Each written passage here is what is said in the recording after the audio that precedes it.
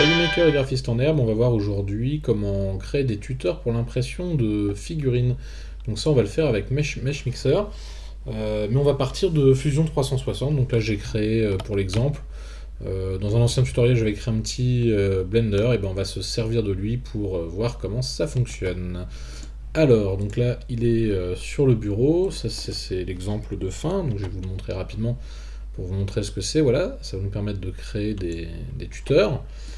Bon là il n'est pas parfait, et au départ on part d'un STL comme celui-ci. Donc là je vais ouvrir Mesh Mixer, et je vais glisser, déposer dedans mon personnage. Alors première chose, vous allez sûrement avoir donc le bed qui va être, le plateau d'impression qui va être apparent, et on va utiliser non pas Mesh Mixer pour les outils de sculpture, hein, on peut utiliser la tablette graphique, c'est assez sympa, mais on va utiliser le mode Edit pour remettre notre personnage dans le bon sens, déjà d'une part.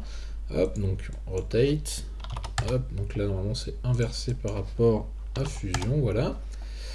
Hop, et je vais le remettre au-dessus. Donc là pour naviguer c'est assez simple, shift molette centrale pour pouvoir tourner comme ceci, zoom molette hein, bien sûr, et le simple clic permet de déplacer dans l'espace, permet de se déplacer horizontalement, verticalement.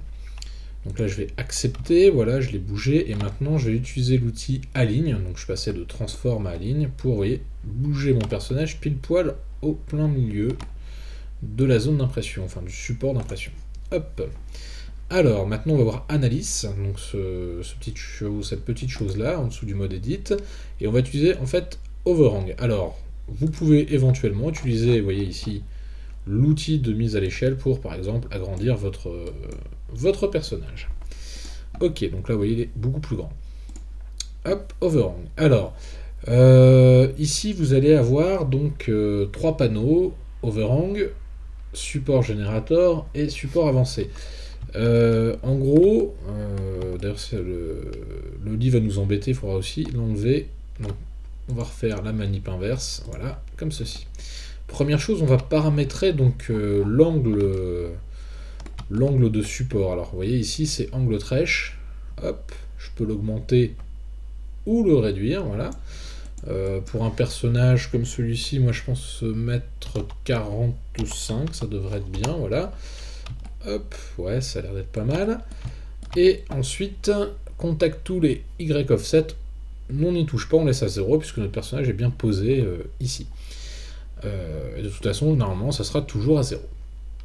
Ensuite, support générateur. Alors, l'angle maximum, en fait, c'est l'angle, c'est-à-dire que plus je vais être bas, plus le truc va faire des tortillons, plus je vais être haut, plus ça va être des traits droits qui vont partir du support ou pas.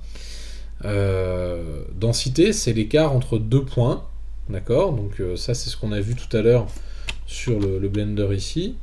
Vous voyez, j'ai fait un peu n'importe quoi, du coup j'ai un truc qui est parti là, mais en gros, ici, c'est 75, c'est l'espace, en fait, la densité, en gros, des points. Donc que je vais avoir entre là.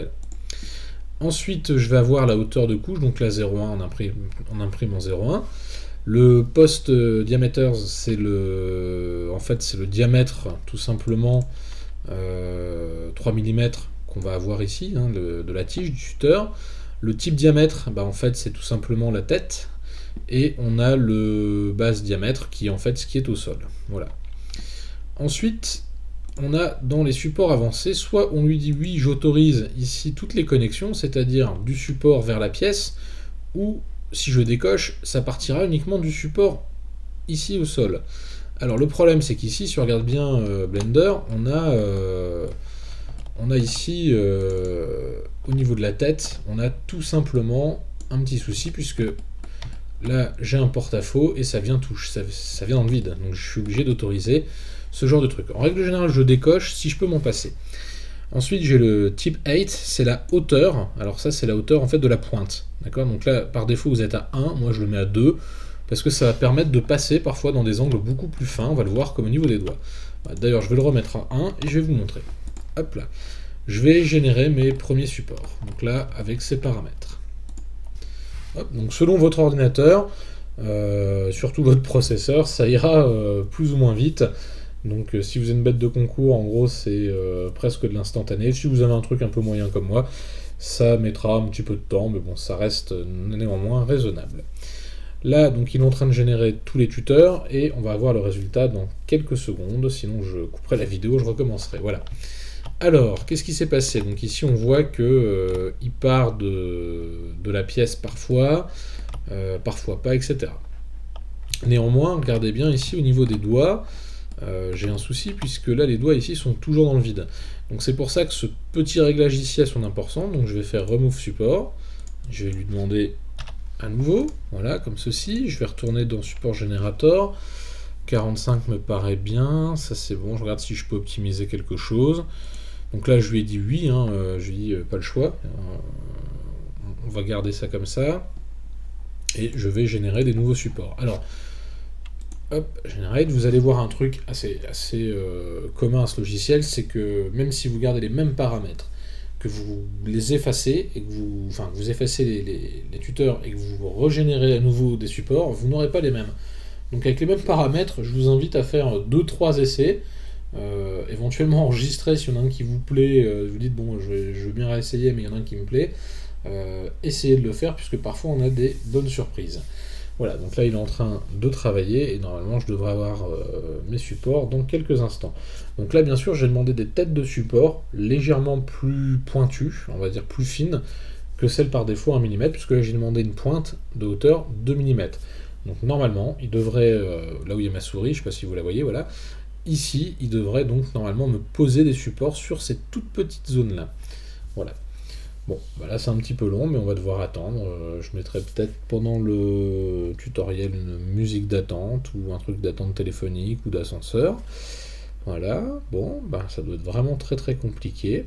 Je pense que je vais pas tarder à couper. Veuillez patienter. Bon. Oh là là, j'ai le temps de changer l'ordinateur, je le sens, je le sens.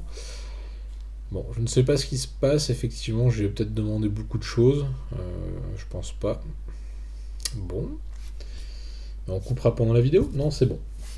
Alors, désolé pour l'attente. Voilà, donc là on voit bien la petite différence, c'est quoi? C'est qu'ici, vous voyez, les supports sont pris en compte. Alors, bon, ici c'est pas trop mal, vous voyez, mes paramètres font que quasiment tout est pris correctement. Néanmoins, au niveau des pieds, c'est pas génial, au niveau des supports de départ, donc bah, là, on va devoir customiser les supports. Alors pour ça, c'est assez simple. Je vais prendre, vous voyez, je vais tirer ici, avec mon clic gauche, et je vais venir, vous voyez, renforcer mes supports. Voilà. Donc là, ça sera déjà plus stable, plutôt que d'être dans le vide. Et je vais essayer d'imaginer, entre guillemets, là où ça pourrait un peu vibrer, où ça pourrait me poser des problèmes. Hop, voilà, comme ceci. Et pareil, ici, regardez au niveau des pieds, bon, bah, rien ne m'interdit, vous voyez, d'aller jusque là, au moins j'aurai un truc un petit peu plus solide. Tac, voilà, ça bouffera un peu de plastique, mais moins que des supports, je dirais, traditionnels. Bon, celui-ci a pas l'air trop méchant, mais je vais quand même lui ajouter un petit support en partant de là. Ça devrait normalement bien se passer. Idem pour celui-ci, on va renforcer, et idem pour celui-là, voilà. Donc ces quelques échafaudages supplémentaires peuvent parfois faire la différence. Et quand c'est le brun en haut ici, vous voyez par exemple là j'ai des supports qui sont pas trop mal, mais j'en ai un, vous voyez ici là il est pas très jojo.